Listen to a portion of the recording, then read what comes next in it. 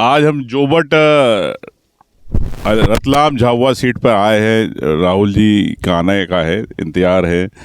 और मेरे साथ प्रदेश अध्यक्ष जीतू पटवारी जी है, जो प्रदेश के बारे में अपने विचार मैं इनसे जानना चाहूँगा कि जिस प्रकार से जीतू भाई कार्यकर्ताओं पर झूठे आरोप लग के झूठे प्रकरण दर्ज किए जा रहे हैं, इस पे आपका क्या कहना है? सार्वजनिक जीवन में शुचिता, सभ्यता, मर्यादा भारतीय जनता पार्टी ने समाप्त कर दी है। और जिस तरीके से ये लगातार छोटे छोटे कार्यकर्ताओं को छोटे छोटे प्रकरणों में फंसा के डरा के बीजेपी ज्वाइन कराना, वैसे ही हरकत ऊपर देश की ईडी और सीबीआई एक स्केल पे करती है, वैसे ही भारतीय जनता पार्टी जिला स्तर पर, उसके ब्लॉक स्तर पर नेता करते हैं। वो वहाँ ईडी का उपयोग करते हैं, ये यहाँ पुलिस का और एसडीएम और तहसीलदार का उपयोग करते हैं। इसी प्रकार प्रदेश में भी, जैसे अभी मुझ पे 5 दिन में 4 एफआईआर करी। मैसेज क्या है? मैसेज ये है कि हम अहंकारी भी है और तानाशाह भी है। तो मैं सारे वर्करों से अनुरोध करना चाहता हूँ कि दृढ़ता जिसमें है, क्षमता है आइडियोलॉजी को जीने की, प्रदेश में विपक्ष में रह के अपनी भूमिका निभाने की जिसके पास कलेजा है और अल्टीमेटली कांग्रेस का वैभव लौटाना है, वो ऐसे लोगों से कभी न डरा था, न डरेगा, न डरा है। भूरिया जी हमारे साथ है, ये आज ये सांसद बनेंगे। ये इन पे हजारों बार ऐसी घटनाएं हुई, फिर भी दृढ़ता से आज कांग्रेस जन है। एक सवाल और जानना चाहता हूँ कि जिस प्रकार से नरेंद्र मोदी जी देश की समस्याओं के बारे में बात नहीं कर रहे, जिस प्रकार से बयानबाजी कर रहे, इस पे आपका क्या कहना है? नहीं, देश के प्रधानमंत्री ने देश को 2014 में कहा सबका साथ सबका विकास। अभी कहा मोदी परिवार 140 करोड़ लोग। फिर उन्होंने कहा अच्छे दिन आएंगे, बहुत हुई बेरोजगारी की मार, अब की बार मोदी सरकार। फिर उन्होंने कहा कि बहुत हुई बेरोजगारी, महंगाई की मार, अब की बार मोदी सरकार। फिर काले धन, 15 लाख, किसानों की आय दुगनी। उन्होंने ऐसे ऐसे सपने देश को दिखाए कि देश ने उन पे भरोसा भी किया। एक बात उन्होंने कहा, ना मेरे कोई आगे है ना कोई मेरे पीछे है, ना खाऊंगा ना खाने दूंगा। तो एक व्यक्ति जिसका परिवार नहीं है वो ईमानदार है, ये मैसेज उनने देश को दिया और देश ने उसको आत्मसात किया। जब नोटबंदी हुई तो नोटबंदी में नरेंद्र मोदी ने कहा कि मुझे 60 दिन दे दो देशवासियों, 60 दिन बाद अगर मेरी नीयत में कोई खोट दिखे तो जिस चौराहे पे आप बुलाओगे उस चौराहे पे आके मैं सज़ा पाने को तैयार हूँ। किसको फ़ायदा हुआ उस नोटबंदी से? फिर कोरोना, इधर पिता की अर्थी जल रही थी, उधर मोदी जी कह रहे ताली बजाओ तो बेटा ताली बजा रहा था। उधर कोरोना में पूरा परिवार ग्रस्त था, न रेमडेसिविर थे, न ऑक्सीजन था, न बेड था, न डॉक्टर था, न दवाइयाँ थी, और एक न एक आदमी रोज़ मर रहा था साथी।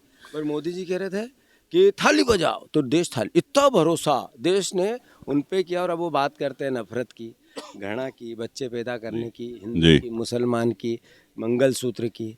अभी राहुल जी को शहजादे बोलते हैं, सोनिया जी के लिए कुछ बोलते हैं पुराने। तो ये देश देख रहा है। और ये मर्यादा क्या, अमर्यादित राजनीति क्या होती है, मोदी जी ने मिसाल कायम जी, ये कह सकते हैं। अच्छा, बिल्कुल। एक दूसरा सवाल मैं ये चाहूँगा, प्रदेश के अंदर कितनी सीटें आपको लगता है कि कांग्रेस की रहेगी और कितनी सीटों पर अपन फाइट में? मुझे 100% जो बीजेपी ये कहती थी अब की बार 28 से 29 की 29, तो मैं भी थोड़ा सहमता था कि आखिर इतनी बात क्यों हो रही है। अभी इस बार बीजेपी 15 भी पार नहीं करेगी और आधा हिस्सा कांग्रेस का है, हमने हमेशा से कहा था।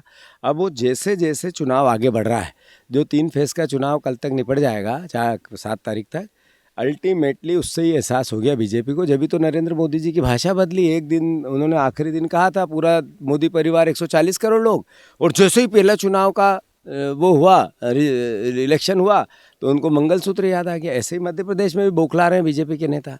हम पे एफआईआर करना क्या मैसेज है, हमें डराना क्या मैसेज है? हमारे पे अनर्गलन पूरा चुनाव चल रहा है और मेरे खिलाफ उधर मेरे घर पे जाके महिलाएं प्रदर्शन कर रही है। इससे पहले कभी चुनाव में हुआ क्या ऐसा?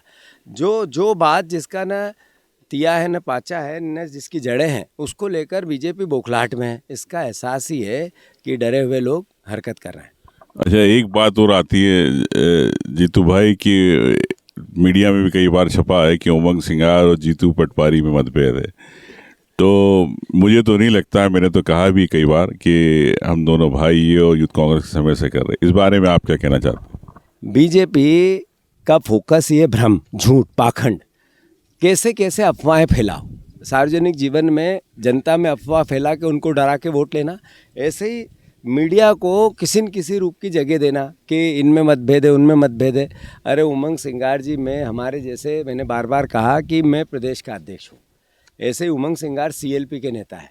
ये दो चेहरे हो सकते हैं पर नेतृत्व सामूहिक है, हम सब मिलकर कर रहे हैं। हमारे जैसे 20 लोग और हैं मध्य प्रदेश में जो नए हैं, युवा हैं, जिनकी अपनी महत्व है, जो हम सब मिलकर इस प्रदेश में विपक्ष की भूमिका निभा रहे हैं। तो ये कोई ईगो की बात नहीं है कि पद बड़ी महत्व का विषय नहीं होता, जिम्मेवारी का विषय होता है। तो हम एक हैं, एक थे, एक रहेंगे।